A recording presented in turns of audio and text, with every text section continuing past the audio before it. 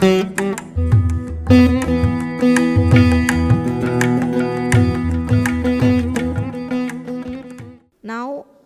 for the next presentation, I once again invite Dr. Murali and Kadiramangalam, Director, National Adi Sankara Mission, to present the paper titled Adi Sankara's Heritage and Influence in the Kaveri Delta, a little known facet of history.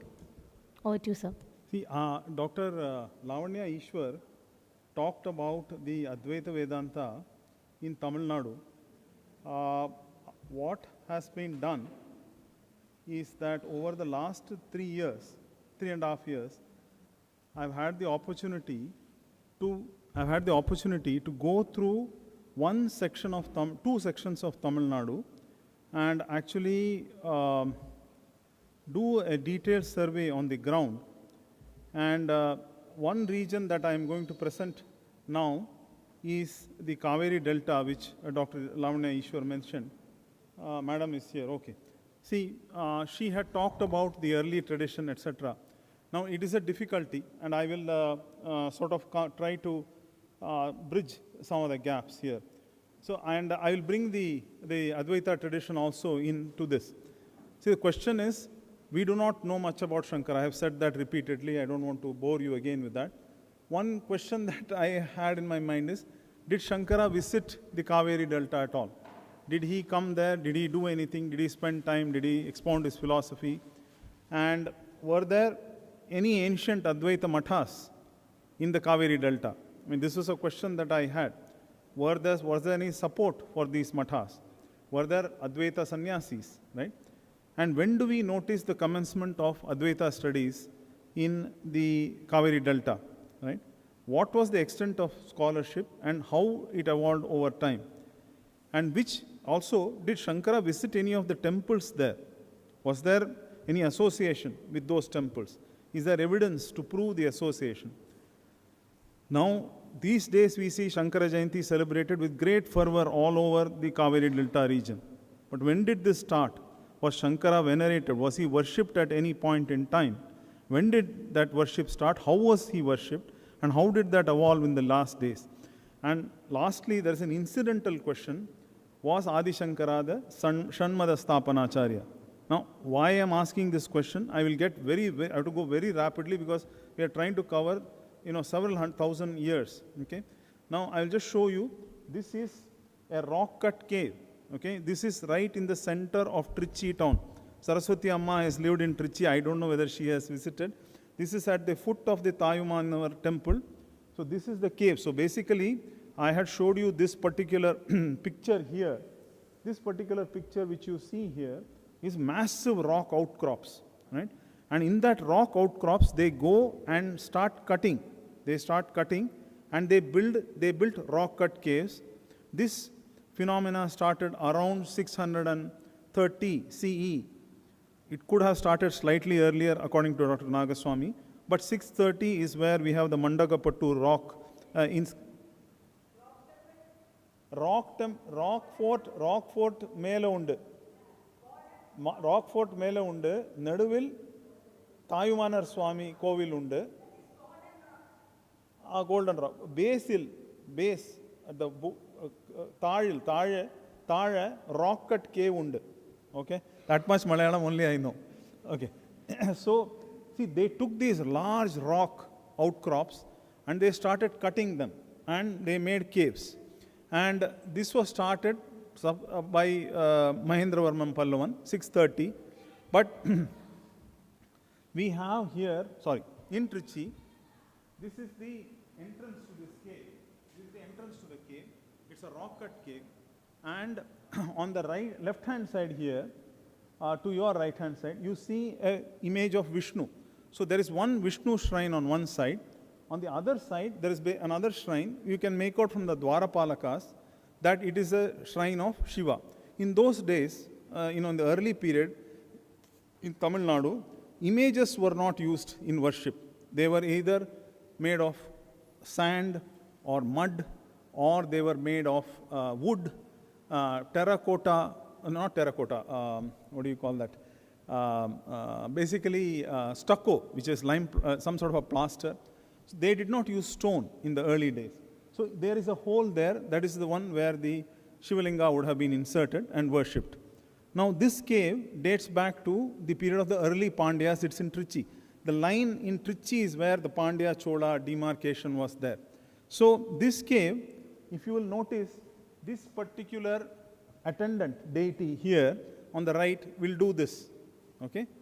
So the oneness of the Jivatma Paramatma, it is not Vyakhyana Mudra. An attendant deity, divinity will not do this. You will see throughout, so this is the Shiva on the right hand side, you see the Shiva shrine, and there are regular Dwarapalakas. But every deity, and I will just go over there to point out one to you. Here you see this. Each person will show you the unity of the Jivatma and Paramatma. So the Advaita is basically on display. In addition to that, this rock-cut cave is the oldest rock-cut cave where we have an example where all the 6 Shanmata deities are actually depicted by the early Pandyas. Pandyas through their vassals or feudatories, the Muttarayars. So this cave is right at the base, and I think if you keep going to that cave, you learn more. And here you very clearly see Advaita and Shanmata being depicted, because a very great scholar from a university in the south asked me, was Adi Sankara the Shanmata Sthapanacharya? And see what? Meaning the 6 sects, Shaivam, Vaishnavam, Shaktam, Skanda, that is Kaumaram, and also Ganapatyam, Ganesha. These sects he harmonized, brought them together. And that evidence I can see not only in one rock-cut cave, there are several rock-cut caves in and around Tanjavur, Trichy. They are there even near Madurai, but I will restrict myself. My whole discussion will be about the Kaveri Delta. So I am not showing you the pictures from Madurai and other places. So several rock-cut caves are there. Most of them are Pandya, okay, early Pandya. So we are very clear that, see, this Shanmata Sthapanacharya, there are inscriptions, about it. Udyaranya in his great treatises has written about it. The Shankara Vijayas talk about it. These are all late. There are 17th century inscriptions that mention Shanmata Sthapanacharya. But they are all late. But here in that whole Kaveri Delta, there are several rock-cut caves through which we can very clearly show the influence of Śaṅkara, where in this cave specifically Advaita and Shanmata are both very clearly depicted around 9th century CE. Okay. And so I would say that certainly Śaṅkara seems to have expounded his Advaita Vedanta, and I would even go one extent further to say that that is where the Shanmata was established. The reason is, if you go back to the earlier rock-cut caves of Rajasimha Pallava in Mahabalipuram, you start seeing the very early germs, the early seeds, where he shows Somaskanda, Devi, and I can't remember the other divinity. So he begins to start showing Shivalinga, etc. He begins to start. But only in much after his time, you see in, this is a place called Malayadipatti. In Malayadipatti, which is about 35 kilometers from Tanjavur, you actually see a rock-cut cave of the Pallava, 812 CE, where very clearly you see all the divinities are represented. So Shiva is there, Vinayaka is there, and all the other deities are displayed there. It's a complete harmonization. This is from the time of Dantivarman Pallava, about 812 CE. So we have finally the influence coming through in the time of Dantivarman, much after Rajasimha, where the Pallavas also start beginning. There are many more caves. I have not been able to explore all of them.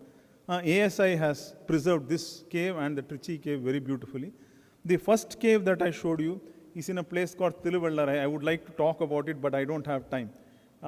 This particular cave here, it is a very beautiful cave in Thiruvallarai. Thiruvallarai is a big Vaishnava center, but there is an ancient Shiva temple where the Shanmata is shown. And even inside the Vaishnava temple, some of the archaeologists have found, I have gone and also looked at it, there is another rock-cut cave, which was probably a Shanmata cave. But right now, it is not under, it is just, kept as such. So there is a lot about Shanmata in that area, and we can very clearly start getting the idea that Adi Sankara indeed established Shanmata there, and expounded his Advaita Vedanta. Now, the next question I posed is, were there ancient Advaita Mathas? Let me just show you. This is a very, very interesting Matha. This is about 11th, 12th century. This is from a place called Kuttalam, very close to my village. And in that place, you have the Samadhi of Karapatra Swamigal. That is the Samadhi which is right in the center. I think Dr. Lavanya Ishwar would be interested. She can tell Dr. Srinivasan about it. I had been searching for this a lot. And actually, an American scholar has written that it exists, but he was not sure where it exists. In the course of writing about Tamil Advaita, he mentions this, but he is not sure where it exists. It says Tiruturuthi, so I searched, and I found this place. And even finding this Matha was very difficult. It's about 11th, 12th century based on the architecture. The central core architecture is 11th, 12th century.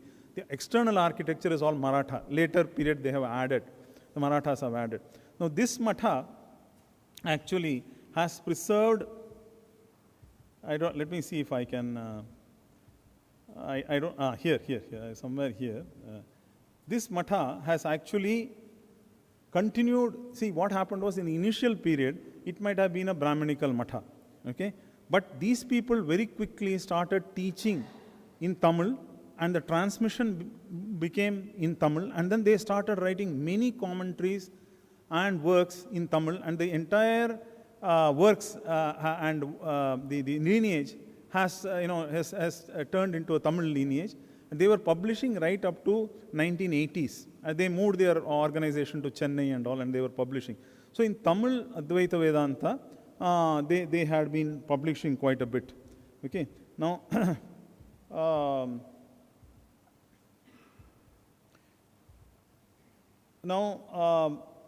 there is a lot about Tamil Advaita Vedanta, about Advaita Vedanta. There are inscriptions that I have found which are 11th, 12th century, which talk about mathas, which are, you can clearly distinguish. It doesn't say clearly Advaita, but if you look at, there are 3 mathas there, and you can look at, there are Vedic students in that matha, there are sannyasis in that matha, and it is in a Shaiva temple. And there is a Shaiva matha and another medieval Shaiva matha. So it is very clearly an Advaita matha, which is there over there, based on. Then, very interestingly, and I think Dr. Neelakantan and Dr. Anandraj and others, Mr. Appu Panikat sir will appreciate it. Somehow, very strangely, in the 13th century, you start seeing students from Kerala, and there is inscriptions about this, coming to Tamil Nadu to study Advaita Vedanta in the 13th century. Why that happens? Maybe because of the Kantalur Shala destruction, maybe because of the destruction of, the support system here, because the Cheras, that is the Cheras of Mahodaya, had just, their dynastical reign had ended. So suddenly you see these Kerala students coming, and provisions being made there for setting up a matha to teach them. The name of the person also seems to be somebody from Kerala or Malabar, the person who has set up, and they get royal support there. They get money to set up this matha in Tamil Nadu, which is very, very, very, very, very odd, right? His name was Kundrattu Narayanan. Okay, so I suppose he must have been from Kerala. Then there are, several inscriptions which talk about royal support, to mathas. Samartha Ramadas, which is another Advaitic outcrop. Several mathas are there in the Tanjavur town itself and around in Mannargudi and other places. This was set up. Ramadas came from Maharashtra immediately in 1677. Immediately as soon as the Marathas took over, Ramadas comes and his mathas. The people are still there who are running the Advaita mathas of these people. Then there was a movement of the Kanchi Shankaracharyas from Kanchipuram to first to Udayarpalayam and then to Tanjavur, and then finally they settled in Kumbakonam. 27 villages were granted by Pratap Singh and Sarfoji. They constructed buildings also for them in Kumbakonam, and they stayed there. So all the dynasties, starting with the Cholas, have supported Advaita to the extent that they could support. They have supported. So there were a few Advaita mathas, and there has been much later. There has been more support, And the support was maximum during the Maratha period. Now, these things, okay. This is the town, this is the one, these are all various towns, villages and towns.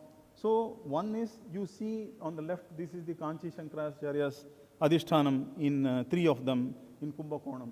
Then you have several Adhishthanams in various villages.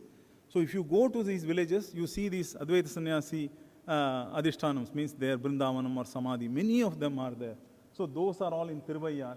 Actually, very funny is, Saint Tyagaraja, who was, the composer of music, of Carnatic music, great composer. The last 2 days of his life, he took sannyasa.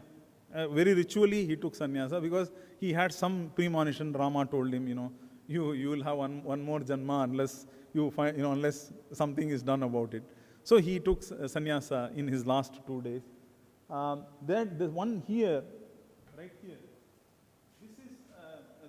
Setu Buva Swamigal. He was in the Ramadas Parampara. His son, so he was a Grahastha, then he had a son called Nana Gosavi. Nana Gosavi was called there's an inscription referring to him as Advaita Greshara. Okay, so, and then that one is Alangudi Periva. There's just a lot of Adhishtanams and things like that. There are several modern mathas now, set up mainly by Kanchi Matha, the Ramadas Mathas, and there is one Sringeri Matha as well. So you have these, this is in Tirudai Maradur, then you have in Lalgudi, then you have in Tanjavur, many places, about at least half a dozen or more mathas are there. Now they are all modern in the last 100 years or so. Okay, there is a list of sannyasis starting from about the 10th, 11th century, the Chola period onwards. The earliest one is Chidananda Bhattara. From there on, there's an inscription there for it. From there on, you see a whole lineage of Advaiti sannyasis. Now I'll talk about Advaita scholarship. Advaita scholarship, what Dr. Lavanya Ishwar was saying, see, early period in the 9th, 5 minutes. In the 9th century or so, during the Pallava period, you don't see much about Advaita Vedanta during the early Pallava period. And I asked Dr. Srinivasan also, I asked Dr. Lavanya also, you don't get any text in that period. And the reason you don't get is, according to Dr. Srinivasan, is probably because Advaita Vedanta was restricted to the monastic centers. And the, the proof of that comes out in the form of a text, an Advaita text in the 10th, 11th century from Chidananda Bhattara. He writes a Vartika on Sharirika Bhashya. So that seems to be sort of quite correct. Advaita in Pallava copper plates we don't see. Pandya we have to see. We have to do a survey Madurai and south of Madurai because there should be a lot of very ancient material there. That we have ignored. I mean, I have just not done it. No, neither have the time nor the resources to do it. So what you see is early Pandya period. We don't see it in the Kaveri Delta, but I'm sure you will get quite a bit in the Pandya region. The reason being the Pandyas seem to have understood that there is Advaita Vedanta and they have depicted, in the form of images, iconography, in terms of, temples, etc. But in the Cholas, it is Rajendra Chola who actually starts the support for Advaita Vedanta studies. I was surprised in Karandai copper plate, which is a famous copper plate, there is clear mention that, they have left this, this land is granted for, Vedanta, right? So, and then his sons, Rajadiraja Chola and Rajendra Chola, they have supported through Tiruvindulur copper plates. And then there's Veerajendra's inscription, which I just mentioned. And Vijayanagar people did a lot, especially Govinda Dikshita. Govinda Dikshita, not only through his personal efforts, but also as being the chief minister of the Naiks, he did a lot. I mean, what he has done is just towering. And then during the Maratha period, Shahji basically gave the Tirvishanallur village to scholars. So a lot of Advaita Vedantic texts, etc. have come out.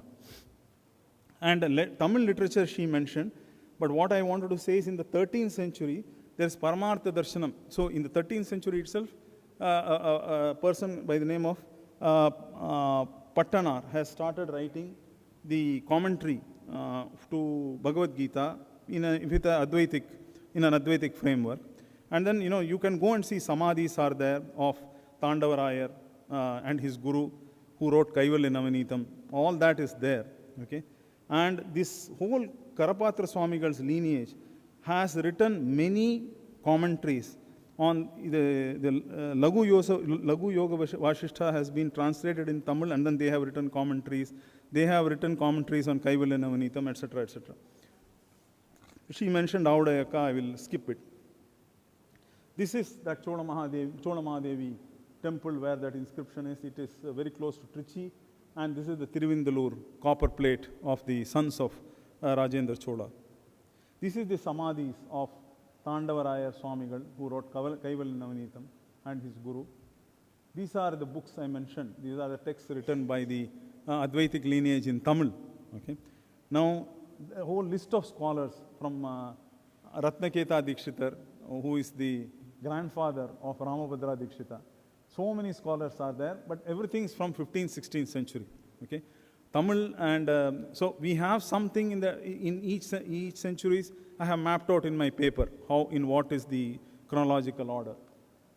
There is nobody here. I mean, there is Raja Chudamani Dikshidhar and Ramabhadra Dikshidhar, father and son, who have written some works in Advaita Vedanta, but both of them have written biographies for Adi Sankara, Shankarabhyudayam and the Patanjali Charita. Now, temple towns, I'll finish. Temple towns. See, temple towns, as far as we know, I'll just show this to you. Tiruvayar, in Tiruvayar, there is just a lot in Tiruvayar. Notably, there is an image of Śaṅkara on the banks of the Kāverī, which is worshipped. It was probably set up by Govinda Dikshita. And there is just a whole lot over there, right? In Tiruvayar. I mean, as I told you, many Advaitic sannyasis. There's a lineage there. There is just a whole lot in Tiruvayar.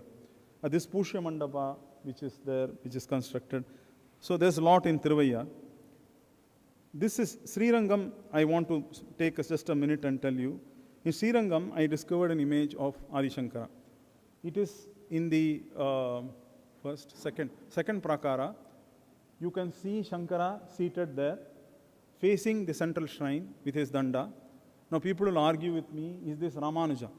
And I can tell you it is not Ramanuja, because if you see on the right, just adjacent to Śaṅkara, just adjacent and below Śaṅkara, there is a cow which is very adoringly licking a Shivalinga right in the middle of Ranganatha Swami temple in Srirangam.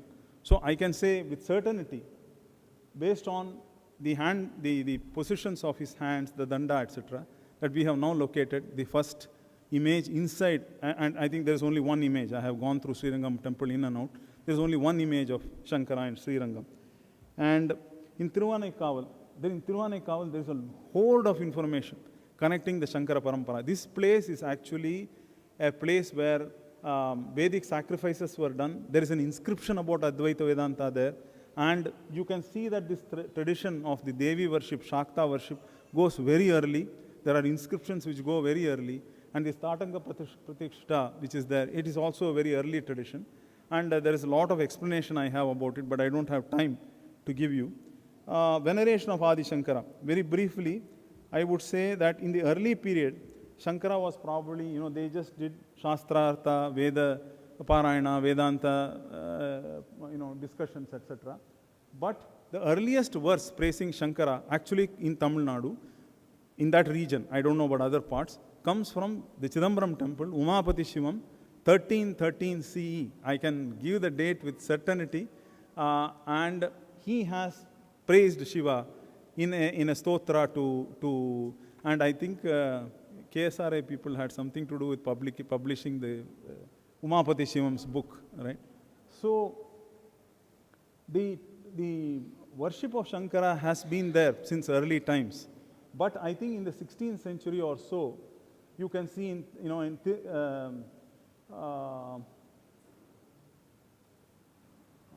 okay, I am getting confused. Pushya Mandam Tiruvayar, and also the Golu celebrations. I will just show you. During Navaratri, that is when during the Vijayanagar period, they start making these clay images of Śaṅkara. And you can see that. And once the branch matha was constructed at Kumbakonam in the 1750s, daily worship and also Shankara Jayanti has been celebrated. So here are some images. This is the 16th century image set up by Govinda Dikshita.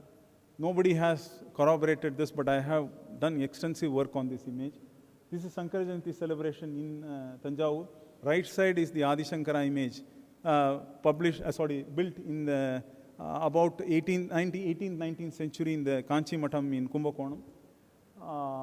This on the right hand side is at least a 100-year-old Golu image of Adi Sankara. And I can tell you after interviewing many people that there were images even 100, 200, 300 years old which people had in their house. Now they don't. And you can see everywhere Golu images of Adi Sankara. So people are aware, the veneration is there. Okay? There are many images, modern images of Adi Sankara all over the Kaveri Delta. Modern images in many temples, mathas, etc. Many temples. Okay. Now Trichy is the epicenter of Adi Sankara as far as the Kaveri Delta goes. There is a lot in Trichy. Okay, I showed you this rock, these two rock cut caves. That is Chola Mahadevi, which is the first inscription, one of the early inscriptions, Sri Rangam. And then there is the Soundarya inscribed on the walls of the temple in Tayumanavar. And then there is the Tiruvallare rock cut cave. This is Tiruvaneka. So there is a lot.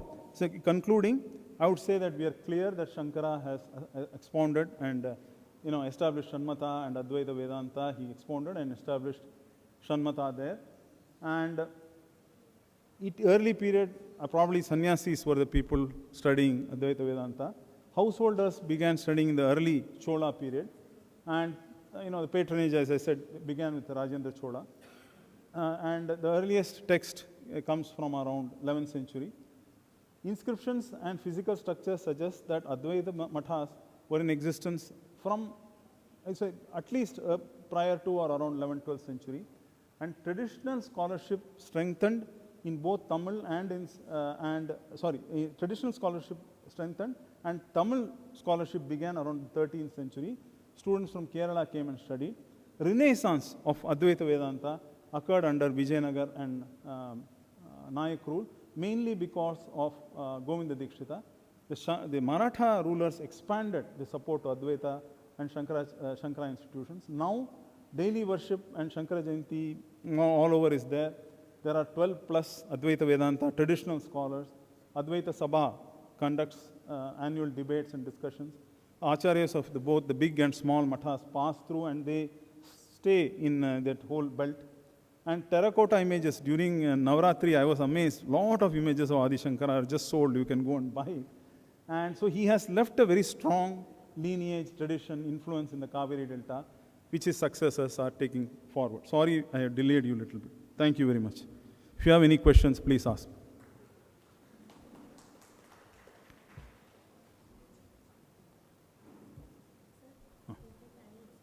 Cut. Yeah.